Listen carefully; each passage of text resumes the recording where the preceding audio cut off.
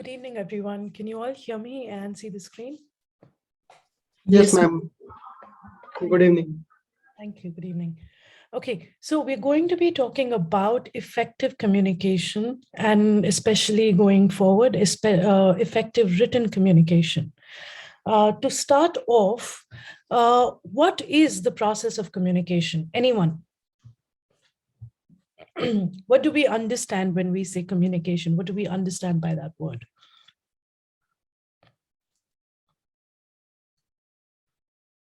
Ma'am, to express ideas with each other. To express an idea, okay. Anyone else? Ma'am, sharing information. Sharing information, okay. Meeting of minds, same understand same thing in same sense or understanding same. Understanding, same thing, same sense. Okay, so I'm going to highlight a few words that all of you have just given me right now. Meeting of minds, understanding same thing, sharing of information between each other, right? So that exactly, to summarize what communication is, that there is one sender and there is a message. The message is also called that information or the idea. So in actual terms, it's a message that a sender is sending to a receiver, right? The sender encodes a message, which is you express it in a certain way, and the receiver decodes that message, which is the receiver understands it in a certain manner. So how do we ensure that when this process is happening from sender encoding the message and then decoding the message by the receiver, so how do we ensure that this process is as seamless as possible? To ensure that, we have something which is known as the 7 C's of effective communication, which I'm going to talk about now, what they are and how do they impact our message. So the 7 C's of effective communication: clear, complete, concrete, concise, coherent, courteous, and the last one is correct. I'm going to quickly explain what all of these aspects mean. I'm not going to be reading out what's written. All of you can take a look, and if you have a doubt, get back to me. Now, clear stands for here, I would say that whatever you are trying to opinionate or express, you also as a sender or as the speaker, as the writer, you need to have clarity as to what you're saying. If you or yourself, you have ambiguity about what is it that you want to express, obviously, it's not going to help the receiver to decode that message, right? Number 2, the message has to be complete. Now, why does it have to be complete? Because if, for example, you write half of it, and when the receiver is decoding that message, obviously there are going to be so many lacunae that are unfilled, and again that will ensure that there's another step of getting back, and that is the reason when we're writing emails, especially, or talking, if you impart half information, you're always creating a cycle for someone to get back to you, and again increasing that, which also leads us to the point which is concise. If your data or if your message is complete, it also has to be concise at the same time, because of the fact that a lot of times, when all of you are speaking, and I always point out repetition, right?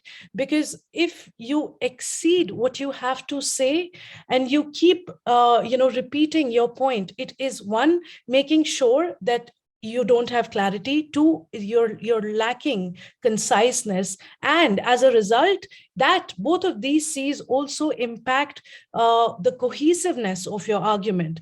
Cohesiveness means the fact that it's logical or not. If you're repeating something again and again, it's not concise, you're using more words, verbosity, that's what it's called. And because of the fact that you are employing so many words, your message is getting diluted, and hence it's not as coherent as it needs to be. And that is the reason I always tell all of you, think about it, think about the bullet points that you want to speak, and then start. Because if you lose lose after you've started, if you lose that track, that is when you will tell the receiver or the person who's listening to you or the person who's reading your text that you yourself do not have the clarity of what you're saying. Talking about the next C, which is your text, your message has to be concrete. When I say concrete, I mean you need to add details, you need to add facts. However, it has to be pertinent to exactly what you're saying. You can't add additional peripheral information which you think is not needed. So only add details or facts that are extremely relevant to your topic. Do not digress, do not take the conversation somewhere else. So that is what, I would say that your message has to be extremely concrete. And excuse me. Last, but obviously not the least, your message has to be correct. The difference between misinformation and disinformation is the intent, right? If your message is not correct, then you need to know which kind of message are you imparting, and is that what you want to do or not, right? So your communication has to be correct in the sense of, yes, like I said, cannot spread information which is not supposed to be. And also correct over here means that the kind of target audience you're engaging, the kind of language you are using to engage with that target audience, and the kind of tone, pitch, everything. It's an amalgamation of various things that have to be correct. It's not just the message, it's the way you send that message so that the person who's receiving that message can also decipher it in the right manner. Good? Questions, anyone till now? Yes, ma'am. Please. Ma'am, how the communication should be concrete and concise at the same time, like adding details but keeping it brief? So, Arushi, that means you add, remember I said add relevant or pertinent details. Yes, ma'am. Right? So you only add information which is absolutely pertinent to what you're saying. See, all of this is not informal communication. All of this is formal communication, right? So in formal communication, you only talk about things if, for example, you're on a project or if you're, working with someone. So in that aspect, you only talk about things which are completely pertinent to that particular case or that particular project. You don't digress from that topic. You understand what I'm saying? Yes, ma'am. Okay. So this was all about effective communication. And now I'm going to move forward to written communication, which probably there are a few things which are different because of the fact that there is no pitch, no tone, no sound, no voice involved, right? So everything that has to make sense, everything that has to be communicated is through your words, which lack all of these tangible aspects, right? So to ensure that while writing, you're able to express the message correctly, number one, the most important thing is to be able to build a connection with your reader. Now, when I'm saying you build a connection while writing, okay, I especially mean that the topic that you're writing about, you need to create with your words a platform of shared objectives or shared goal or a shared reality or a shared problem. When I say shared, why it has to be shared is because you want the reader to be able to exactly feel what you're saying with your words. And if you're not able to build that connection, there are always going to be gaps, right? So moving forward, post understanding the importance of trying to build that connection, it's also very important to incorporate clarity. When I say incorporate clarity, I want to talk about word choice, vocabulary choice. A lot of times I always tell all of you, you can use a verb instead of using a noun because of the fact that all of these aspects, especially while you're writing, all of these aspects, they impact the message. So your word choice, your vocabulary, structure, syntax, the way you're choosing a verb, your subject and verb agreement, how you're placing your adjective, adverb, the entire structure, the entire construction of your sentence. Because like I said, it is completely written. There is nothing else that is going to express except if your written text is not clear, right? Moving forward, to also give you an example here, before I move forward to cause, a lot of times, when all of you send me, send sentences in the chat box, and I always ask you, give me the context. The reason I have to ask the context at that point of time is because with the placement of words that have been used in that sentence, I completely cannot make out at all as to what it is that, the person who sent that sentence, what it is that I'm trying to decipher. So you understand the process of decoding for me at that point of time as a receiver is so difficult that I have to ask that what is the context. And yet there are times that if there are certain mistakes, there are times that I'm able to guess and I just correct the sentence. Why? Because that means that that sentence is a little more cohesive, that I'm at least able to extract something to correct it without context, right? So that is an example of clarity. Moving forward to the next, which is cause. Extremely important to express the reason, the because, the why of something, the objective or the goal of something when you're writing. If you're ambiguous about your why while you're writing, there's no way that the person who's reading it will be able to make sense. So when I say cause, it means that whatever you are writing about, one, you need to have profound knowledge about it. You need to have done your research, which I am going to be talking about, I think, in a few minutes, some guiding points. And so, yes, so understanding all of that and expressing the same as to why you are writing that particular piece, making sure that the person who's reading your text can also feel that without any strains of ambiguity or grayness. It's very, very important.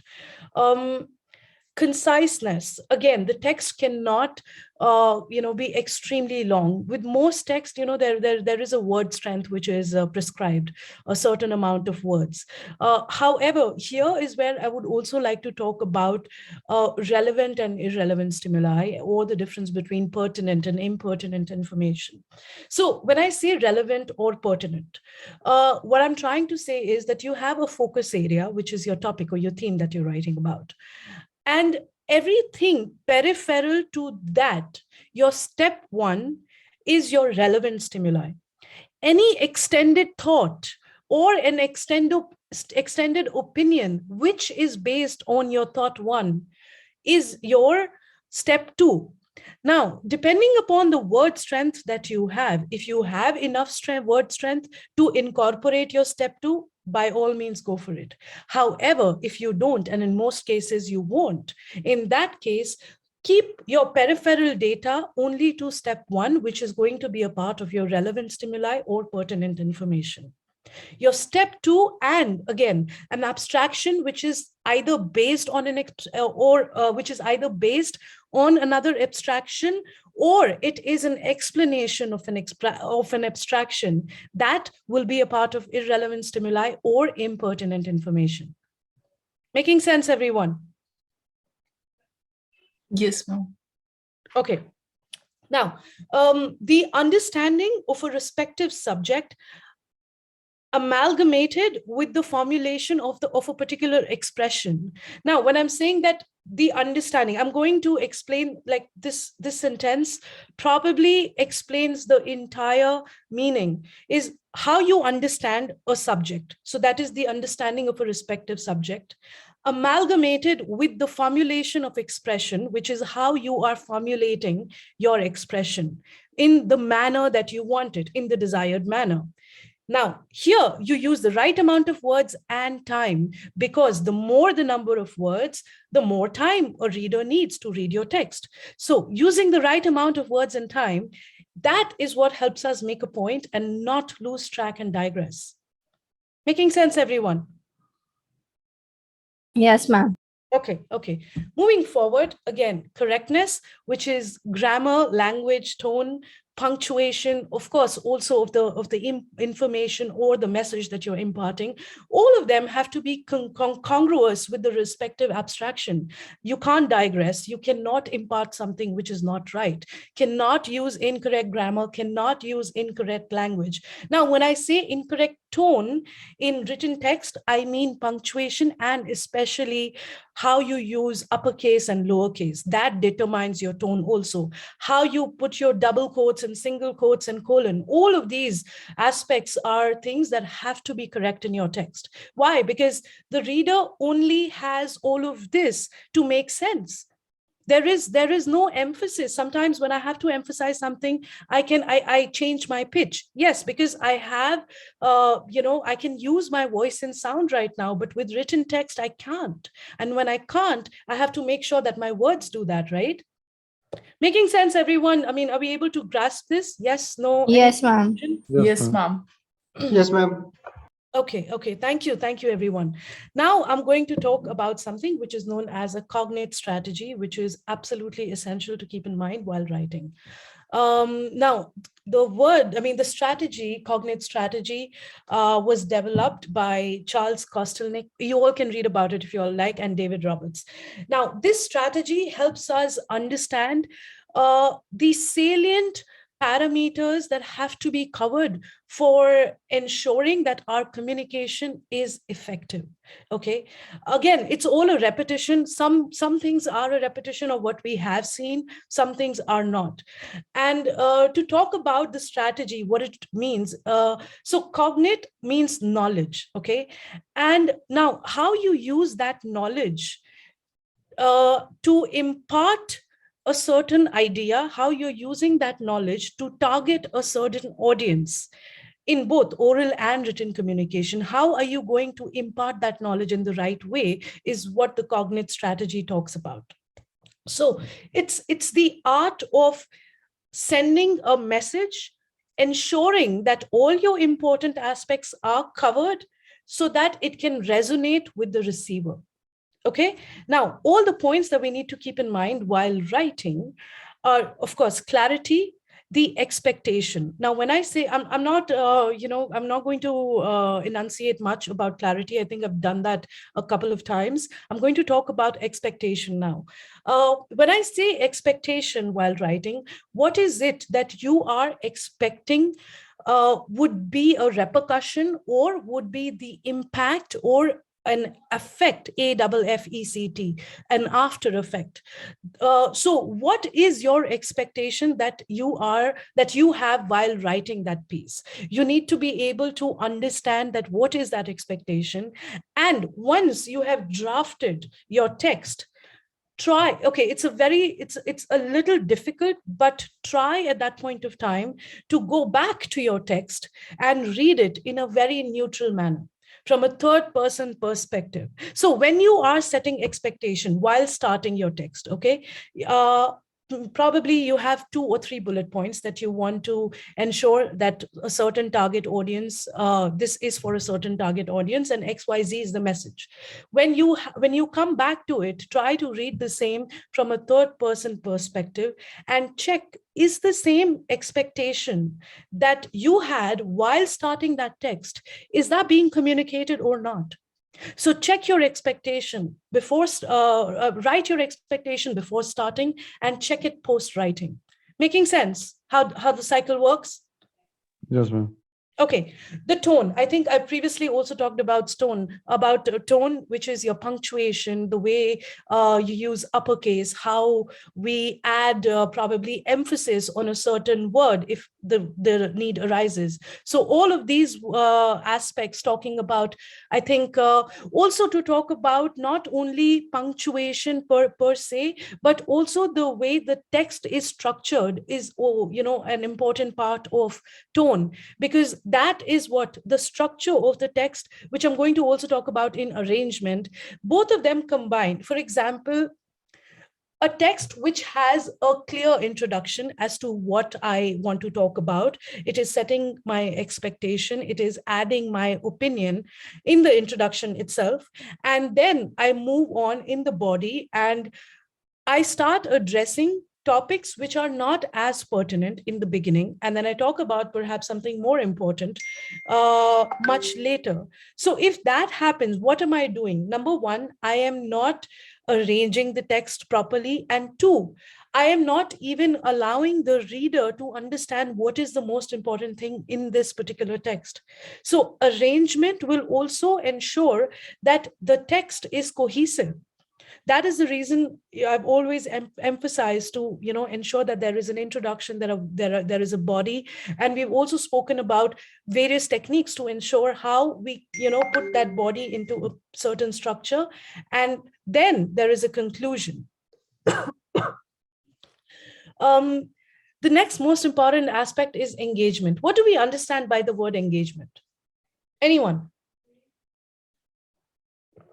While reading the text, ma'am, a reader connect with your thought. Exactly. So when I say engage the reader, it is the same thing, I think, that I've previously reiterated on. To create a shared objective, a shared platform, a shared goal. Why? Because if you're not able to build that connection, there is no way the reader is going to be able to go through that text, right? So that is the reason you need to ensure that that platform you're building through your words is extremely engaging. Most times, and this is actually a research, most times, if the introduction is not captivating enough, the dropout or the rate of dropout when people do not continue reading the body and obviously do not make it to the conclusion is 80% more if your introduction is not captivating enough. So if you do not engage a person just by the introduction, 80% chances that person is not even going to continue going forward, right? So yes, conciseness, again, time is very important. And so keeping that in mind, it is extremely important to understand, number one, the kind of words you're using. Number two, if you're making sure your vocabulary is vivid enough or not. When I say concise, yes, but at the same time, I do not want to say that you cannot use a lot of words. You need to be able to explain what you're trying to say in the right amount of words. A lot of times there is repetition, mostly in our text. Number two, if it's not repetition, the other problem with conciseness is there is digression. So keeping these two as the most important things that ensure that we deviate from conciseness are these two parameters. Keeping both of these in check is a short manner to ensure that our text is concise. Next is credibility. When I say credibility here, what I mean to add is that if you are adding any statistic, or if you're quoting a text, if you're citing information which is done various times in research papers and journals, you need to ensure that the source is credible. For example, if you're writing on global warming, at that point of time, if it's always advisable to source, to add a source probably or a quote from a scientist as compared to somebody who's not in that profession, right? So if you're adding any statistic or from any probably online platform also, so ensure that wherever your knowledge is seeping from or whatever you're trying to add is credible enough. You cannot be adding things which lack credibility, because eventually they weaken your text in the long run from a bigger perspective, because your text loses credibility if your source of your text is not credible enough. The same thing is about reference. Where are you quoting your reference from? If the kind of books that you're studying from, or probably if it is online, you need to be able to make sure that your information is correct prior to imparting that. And the most important aspect, which is emphasis, is the reason it is the aspect which is always talked about in the end, is for that, so that all of you are able to understand that emphasis is always placed in the conclusion, which is in the end. Now, if your conclusion lacks emphasis to your objective that you've created, or to the message that you have to send across, right? If that message is not emphasized again during the conclusion, the impact of your conclusion is not going to be strong enough. So going back, or in linguistic manner, in terms, we call it linking it back to the topic sentence. That means that you link your conclusion, your end goal, back to the topic sentence, which is the topic that you started with, to ensure that, again, the introduction and the conclusion are also congruent to each other, right? I'm going to talk about a few guiding points now. How do we ensure that the text is in the right structure? Obviously, read and research. We are going to be looking at mind map very soon. So yes, that will help us understand how do we start structuring that information. Understanding the target audience is very important. Post you understand the target audience, for example, if that paper or that research paper, that journal article you're writing for a school, for a university, or if it is for a scientific magazine, depending upon the target audience, right? So once you decide or decipher that, is when you need to understand the kind of writing you're doing. Broadly, it is argumentative, persuasive, informative or expository, narrative, descriptive, abstract, and poetry. So what you also need to, I mean, as a writer, you need to understand what kind of piece you want to create. Now, when I say argumentative, just like the name suggests, means that there is an argument in the text. That means my text needs to have a pros and a cons, a good and a bad side of a certain topic that I'm talking about. For example, should all countries stop the usage of petroleum and immediately switch to other natural gas, for example? So this is an argumentative topic. In this topic, I need to have a pro, I need to have a con, I need to put a positive and a negative side. That is what an argumentative topic is. Now, with an argumentative topic, if you're writing, you can add what your opinion is briefly in the introduction, briefly in the conclusion. However, your opinion cannot be imperative to that context. That is also very important in argumentative. Moving forward to persuasive, I think I've previously spoken about the three most important aspects, the logos, ethos, and pathos. If that is in your text, your text is going to be persuasive, yes. If not, it starts losing its persuasiveness. The third kind of text is informative or expository. Now, in this kind of text, you are trying to share information about a certain topic.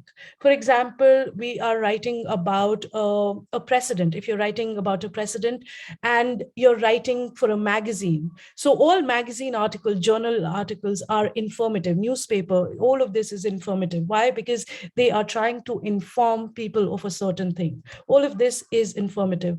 A narrative is fiction. So all of your fiction falls under narrative. A descriptive writing is a writing wherein all the five senses, which is your vision through eyes, taste through tongue, skin, touch through skin, sound through ears. And so all of these can be felt in a particular text. That is what descriptive text is. You need to ensure that all five sensory organs can be felt in a particular text. That's descriptive. Abstract, like the word says, it's abstract. It lacks structure. It lacks formulation. It does not lack thought. It has a lot of figures of speech and literary words, which always have a meaning which may not be the literal meaning. So that's what abstract is. And poetry is obviously poems. So identifying the kind of writing, excuse me, is very important. Once that is done, you need to be able to figure out your outline, your introduction, body, and conclusion. Now, once that is done, we have to ensure we are able to incorporate the kind of writing, which is either of these, and we merge it with the structure that we have, which is introduction, body, and conclusion, in order to attain a clearer framework. That is the difference between an outline and a framework. You start with an outline with an idea about what it is, and then it's kind of like superimposing the kind of writing and trying to amalgamate it with the idea and to obtain a certain framework out of it, right? Post that, once all of this is kept in mind, like I said, introduction is very important. If your introduction is not strong, like I said, nobody's going to read further. And in the introduction, what absolutely needs to be there is your opinion, which is what do you feel about that topic. You cannot show signs of ambiguity there. It cannot lack it cannot lack clarity at that point of time. Whatever your opinion is needs to be made absolutely clear. In the entire text that you're writing, the best endeavor is to be able to answer all the WH question words, the entire WH question group, which is the what, why, where, when, who, whom, and how. Also how, although it doesn't start with WH. So this entire question group, if you're able to address 70% of the total, it's going to be a good text. Moving forward, please use adjectives, adverbs to add detail. If the text does not have enough adjectives, enough adverbs, that means that it does not have a lot of detail. If you do not have detail, you're not going to be able to build that platform with the person who's reading your text. So understand that the choice of words impacts the detail, and that impacts engagement and connection, both. So it's very, very important. That is the reason, emphasizing on vocabulary is always important. Understand the three appeals. I think logos, ethos, and pathos have already spoken about it. Very, very important to ensure that we incorporate all of this. Usage of various literary devices like metaphor, alliteration, personification, assonance, repetition while writing, all of this to create an impact. Now, this repetition versus the repetition that I was referring to previously is different. Repetition as a literary device is an intended usage of repetition to add emphasis, whereas repeating a point endlessly is not repetition, okay? Now, revise, edit, proofread. Now, these are the guiding points to ensure that the text we are writing is I think in a way it can be deciphered that it does not lose the perspective that you as a writer have. Because if you're not able to transfer the same perspective to the person who's reading the text, it's not going to be able to build that connection. So all of this, I think, is important to be kept in mind. Now, what we're going to do is, in this text, I'm going to ask all of you to identify the cognate strategy or the guiding points, or probably how do you think in the introduction things have been used or not.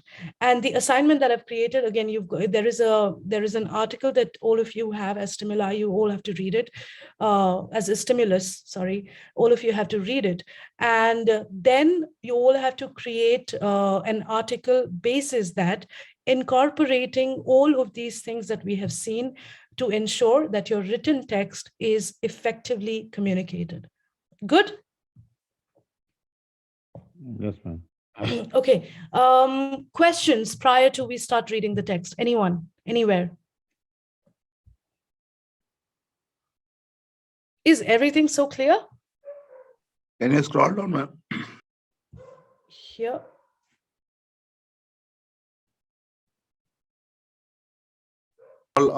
Scroll up, please scroll up, ma'am. Okay. Anyone else questions? You can send it in the chat box, or you can unmute yourself and ask me. Excuse me, ma'am. Yes, Arushi, tell me. Ma'am, what is assonance? Like, what does that mean? Okay. Repetition of vowel sounds as the first alphabet in each word is alliteration. Repetition of consonant sounds is assonance. Thank you, ma'am. You're welcome. Anyone else? Any other question? Ma'am, what is the difference between concrete and concise? When I say concrete, Ashi, I mean that the text has to be concrete, whereas concise does not talk about the logical aspect of it. Concise talks about the amount of words used or the amount of time used to express that particular idea. Ma'am, so concrete means logic. Yes. Okay, ma'am.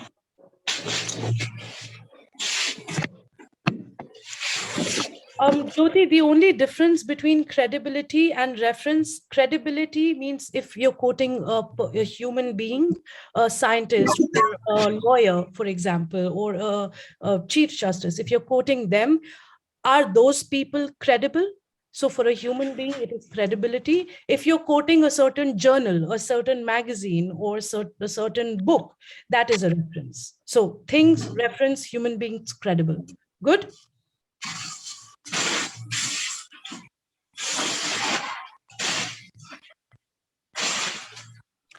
Okay, anyone else? Any other question? Yes, ma'am. Hello. Yes, Kiran, tell me. Ma'am, please explain the descriptive type of writing. Okay. Okay, I'm just going to give you an example. It was a cloudy night, the sky was gray, and suddenly it started to rain. I could hear the raindrops on the window pane, and I felt extremely cold, full stop. In these 2-3 lines, what have I done? I said rain, sound, the sound of music, it was cold, it was a gray sky. What have I done? I have tried to use all aspects of senses to create that effect, right? Yes, ma'am. Did you understand with the example? Yes, ma'am. Okay. Understood. Anyone else?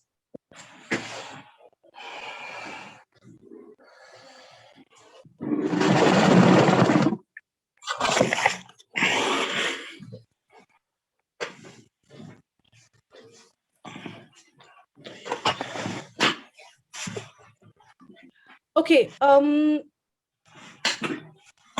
So, for example, I'm going to quickly talk about a few figures of speech that I've written here. Alliteration is repetition of vowel sounds as the initial sound in each word.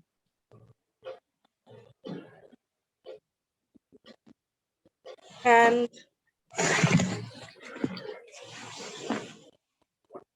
assonance is the resemblance of sound between various syllables of a particular word. To give you more in detail, it's, for example, I say the words birth, breath, broad. This is assonance. So identical combination of consonant sounds. That's assonance. Good? Hitesh? Yes, ma'am. And for vowel sound, ma'am? Alliteration. Okay, ma'am. Okay. I'm going to quickly move forward to the exercise now. Since we've understood all of these aspects, let's look at the introduction, and I would want all of you to try and tell me which aspects of either the guiding points or the cognate strategy or the 5 C's of effective written communication. Which aspects can you all spot or not? Please let me know in the chat box. We'll start with looking at the first paragraph only for now. That's the headline, of course. Please read that in order to understand what you're reading.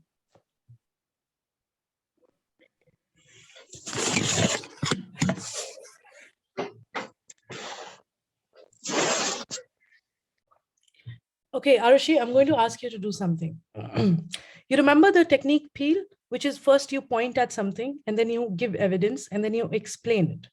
So if you think in your opinion that the opinion is mentioned here, quote the line which will prove that, and then explain that to me. How are you proving that? Yes, ma'am.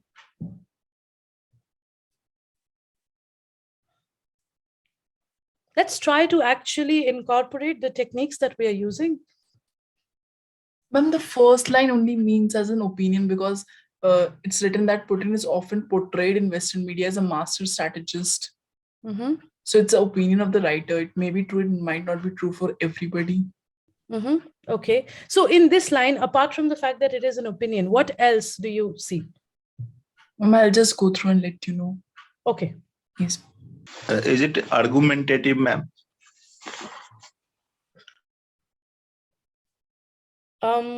What are the 2 points, Mithilesh, according to you, if it is argumentative? Because it started from a question, why is threatening to do it again?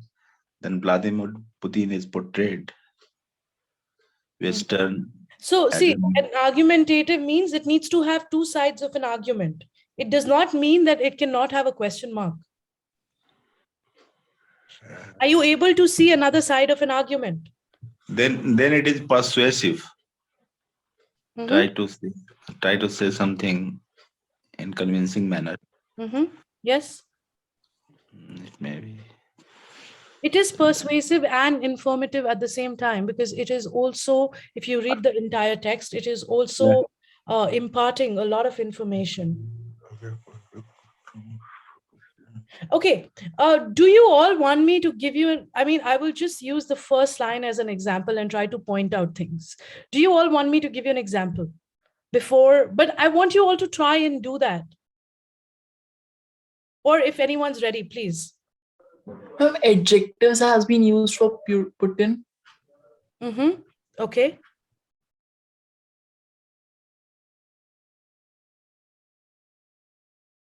Ma'am, reference has been given in Western media. He's portrayed as master strategist.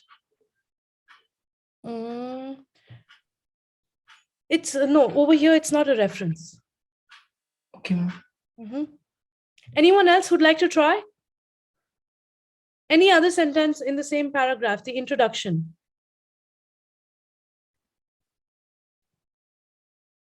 Okay, do we see in this entire paragraph, and I'm going to be talking about the entire paragraph, which is the introduction. We first start, the first sentence is an opinion sentence, which is telling us exactly the tone that the article is going to be setting, that it is not an article which is going to be praising the Prime Minister. It is an article which is probably going to talk about things which are not positive about the Prime Minister.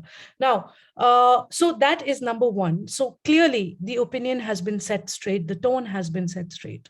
The second sentence, which is Russia's recent threats to invade Ukraine and disrupt post-Cold War European security, have been received in a similar vein.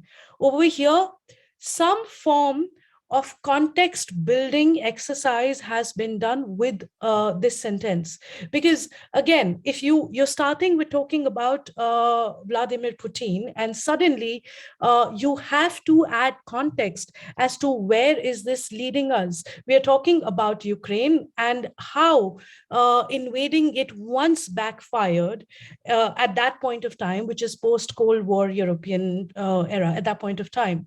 And now if we go forward, it says checkmate. I think we all know the meaning of that, which is a CNN opinion piece last month. It proclaimed. Why did it proclaim checkmate? And particularly by this small line, what is I would say, what is the connection that the writer has tried to build? Anyone? No, previous article, man. Previous opinion piece. Ma'am, he has connected with the first line again. He has reiterated that he was saying right that in Western media, he's a master strategist. Okay. Anyone else?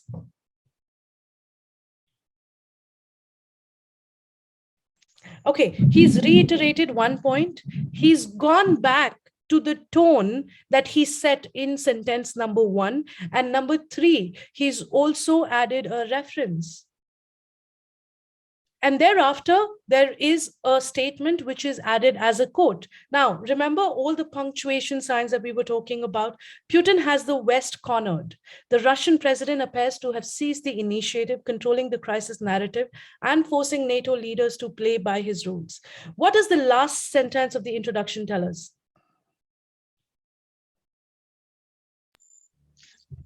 Ma'am, it is writer's opinion because he says the Russian president appears to have.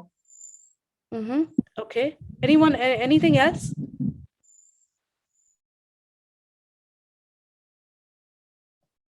Okay. Do we see the last line as a digression?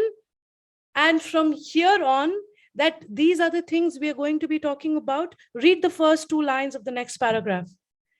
Are we able to build a connect between this or no? There is connection, ma'am. Like it talk about the Putin and why Putin in the past, because from 8 years no one stopped to doing this. Yes, yes. And look at the fact that okay, I understand that you need to, have that. So NATO is not Atlantic Treaty Organization. Now, it was created by the United States, Canada, and other Western European nations, right? Again, when you talk about that, he's trying to control the crisis narrative and forcing NATO leaders to play by his rules. So, and post that is when you talk about one of the members of the NATO, so the association, which is NATO, which is United States. So in the last sentence of the introduction, you need to build what you're going to be talking about and then talk about that. Are you all able to connect those dots now? Yes, ma'am. Yes, ma'am. Okay. Is this very difficult or complicated? Yes, no. All of you can be honest, really. Yes, ma'am. It's Okay. complicated. Okay. Okay, let's do one thing. Let's not talk about a complex topic, okay? Let's talk about something extremely simple. Can you all probably suggest a few topics that all of you are, you can talk about at the spur of the moment?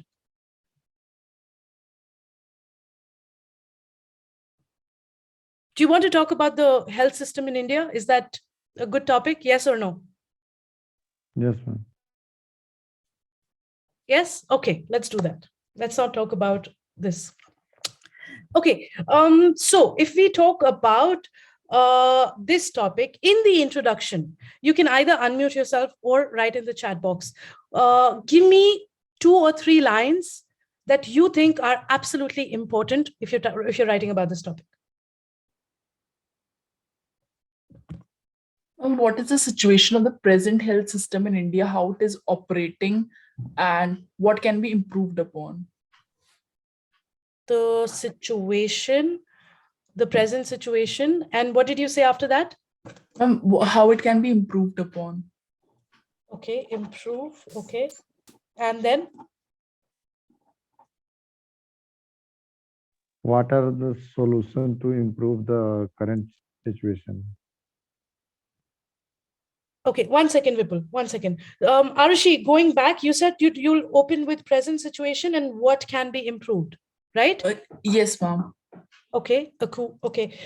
So if you straight away give that what can be improved, will you go into a lot of detail in introduction or no?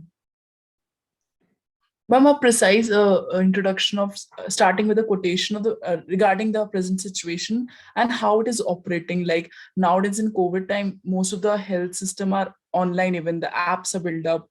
So regarding that how it is operating now, and I can also include some of the loopholes and answer how that loopholes can be solved in the meantime.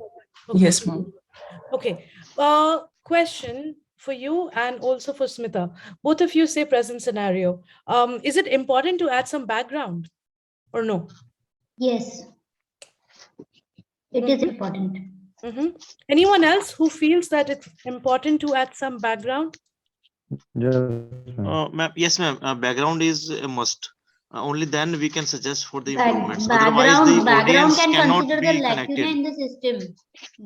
Background is consist of the lacunas in the system, and then the present scenario and how to improve the present system. So all of this will go, Smita, in the introduction itself. So No, ma'am. No, ma'am. Okay, 1 second, Mithilesh. Smita, tell me just what would you put in the introduction? Only the introduction. It's like a history. How the system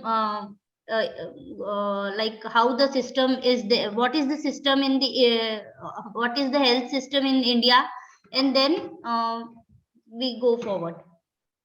Introduction consists of how the present system is, and then we say the lacunas are there, then present system, and then how to improve the system. So the introduction part is basically what the system is in the presently available. Okay, thank you, Smita. I will get back to that. Yes, Mithilesh, you wanted to say something. I was saying same thing, that first we have to write context in terms of present situation. Then we have to support that why we have come to that, how the present situation created. We have to mention little backdrop. Then in supporting argument, we have to give different why, the different WH, different. Mithilesh, are you saying all of this for the introduction? No, it means first we have to give the present scenario, present case, what we are going to discuss. Then we'll create certain certain argument for its backdrop. Then we'll give answer of WS questions. Okay, thank you. Anyone else? Yes, Ma'am, we need to give some introduction, like some statistical data to present our case, and we need to connect that data with our economy, and then we can proceed further to make to convince the audience that why we are talking of these things and how we can improve on that. Okay. Thank you, Praveen. Anyone else?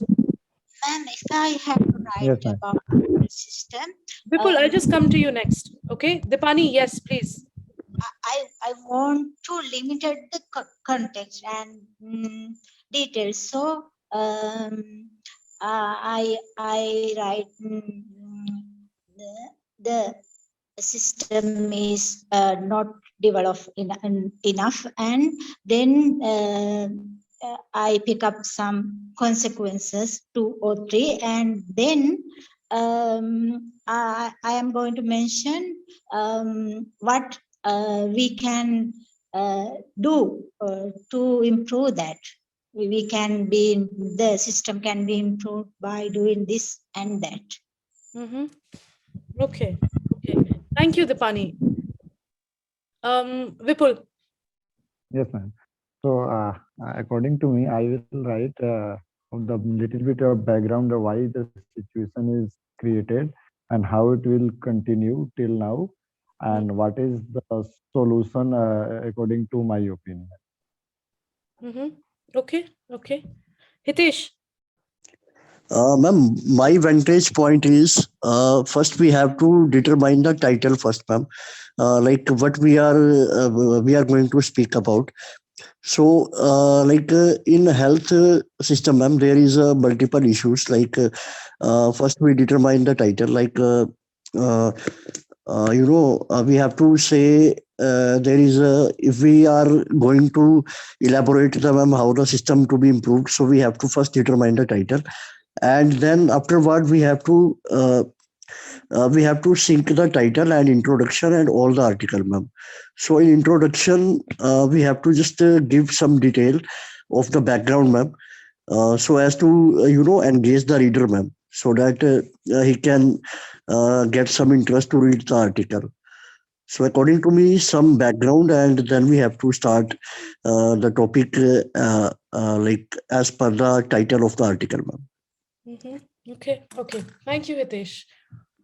Okay, now I'm going to quickly talk about what exactly needs to be in the introduction. Like for everyone who talked about recommendations, what we can do to improve, what measures can be taken, all of these recommendations are never a part of introduction.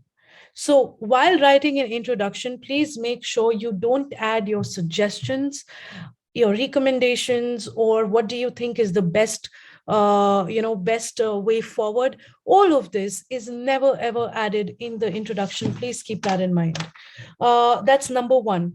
In the introduction, you need to straight away start with, obviously, talk about the topic, what your opinion is. Very important to establish background. Even if you're trying to do it with one sentence, it is extremely important, because that helps you build a connection of a shared reality that probably the reader has also lived through. For example, in healthcare, if you talk about, in one sentence, if you're talking about background, you talk about, for example, the policies have been made probably eons of years ago. I don't know the year. If you're writing and if you quote the actual year, what are you doing? You're appealing to everyone. You're connecting with everyone who's probably in that age group, that the last time something was done was so many years ago.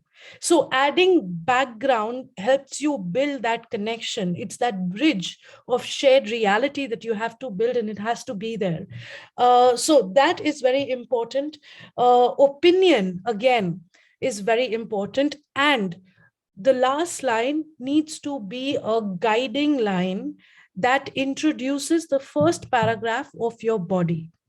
So to explain, in each text, the first two sentences are known as topic sentences, okay? And this, I'm sorry, that's the thesis statement. And this, I'm just going to underline. Yeah, this is your topic sentence. So each topic sentence has to guide you about what is going to be in this part of the continuation of the paragraph. So this part is explanation about what is underlined. Always, that's the structure of a paragraph. In this, the first two sentences are going to talk about the next two sentences. Again, even in this, the first few sentences are going to state the opinion of that paragraph.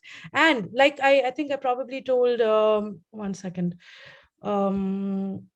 Arushi, that build that connection, link it. The last few sentences are going to help me link my opinion to my overarching theme. That's how all paragraphs work. Making sense, everyone? Yes, ma'am. Very much clear, ma'am. Thank you. Okay, so what you all have to do, I've also opened the exercise doc. This is an article. Read this article. Please, if you do not know the meaning, try and find the meaning, or ask me in the class in the next session prior to attempting this article. Okay, I don't mind helping all of you, but know exactly what the article is trying to convey, and thereafter write an article in about, I don't want all of you to straight away attempt writing thousands of words, just 500 to 700 words. Try to summarize this article in your own words using the various things that I have to briefly acquainted all of you with today, and try to also incorporate vocabulary, which is the words that we have looked at in the last week. We extensively looked at words, right? So try to incorporate any 5 words if possible while writing the article. Okay. And while you're writing this article, if there are issues that you're facing while probably formulating paragraphs, introduction, write it down where you're facing an issue and bring it back to me so I can help you address it. Okay. Yes, ma'am. Ma'am, so in every paragraph, first we have to mention the opinion and then we have to explain and build a connection between the opinion and the explanation, ma'am. Yes. So I will quickly just talk about a very easy technique to talk about building that paragraph, right? It's peel. First, you point out what you're explaining.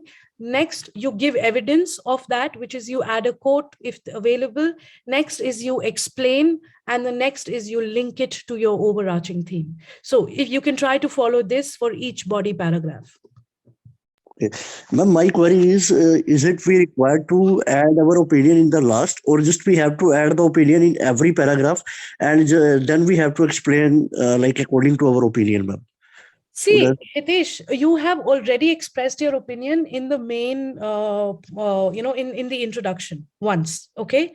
Now, all your paragraphs are anyway going to be supporting that opinion, right? You can't go opposing that opinion in your body paragraphs, right? Right, ma'am. So just we have to just give just introduction, ma'am. After the introduction, you move on to the body points. Your body points are, for example, if we were talking about the healthcare system, in the first body point, you can probably talk about, the policies that have led to this condition. In the second paragraph, you can talk about how some doctors and hospitals feel about it. So various issues, various other perspectives you talk about in each paragraph. You don't keep repeating points. For 1 or 2 points, you create one paragraph. Once you've created that paragraph, within that paragraph, you point to what you're saying, you give evidence, you explain it, and you link it back to your opinion. Yes, ma'am. So we have to amalgamate all the things, ma'am. Hitesh, did you ask me any question? No, ma'am. Just I'm saying, just we are required to amalgamate, ma'am, this thing in one. Of course, yes. You can't. Like I said, you have to keep reiterating to what you want the attention to be drawn towards. Yes, ma'am. Yes, ma'am. Okay. Yes, ma'am. Thank you. Anyone else? Any question? Anything we haven't understood? Excuse you, ma'am. Yes, Arushi, tell me, please. I need to ask you something by giving an example. Like in the healthcare system, if you're saying of that tone that the healthcare system in India is full-fledged and very good, and we're comparing it to, we're giving that proof as a comparison to the countries which are weaker in the healthcare system, or the vice versa. We're saying the healthcare system of India is poor, and we are giving the example of some good countries which are having a good full-fledged healthcare system. What that strategy is called, and where it should be used in which paragraph, in body, or where it should be used. So your question is, if you have to add comparison, where do you add it? Yes, ma'am. Okay. So number one, you add comparison to support an argument. For example, you're talking, in the introduction, you've spoken about the healthcare system. You've given a certain bit of background. You've given your opinion. Now, in the second paragraph, you want to talk about the pros and cons of the healthcare system. Okay, or sorry, not the pros and cons, but a comparison with another country. So then, Arushi, you remember discourse markers for contrast? No? Okay. We are going to be looking at discourse markers tomorrow. However, previously, I had spoken about some kinds of discourse markers for contrast, like however, although, all of these. Now, to initiate a comparison, it's always advised that you start a certain paragraph with a discourse marker of comparison to add that, okay, this is where I'm employing a discourse marker of comparison to add comparison. So there are lots of, discourse markers. I think tomorrow on Wednesday, we're looking at it. So yeah, using the right discourse marker. For example, if it is a narrative, there is a certain discourse marker for it. If it is a comparison, there is a certain discourse marker for it. So straight away, you employ a discourse marker for comparison and you start citing various points that you want to add. Understood, ma'am. Thank you, ma'am. Yes, ma'am. You're welcome. You're welcome. Again, we will be talking about all of these things in sessions going forward to ensure that, we're able to add all of these elements. Okay. Thank you so much, everyone, for your time. And if there are questions, please bring them back to me and we'll take it forward then. Thank you, everyone.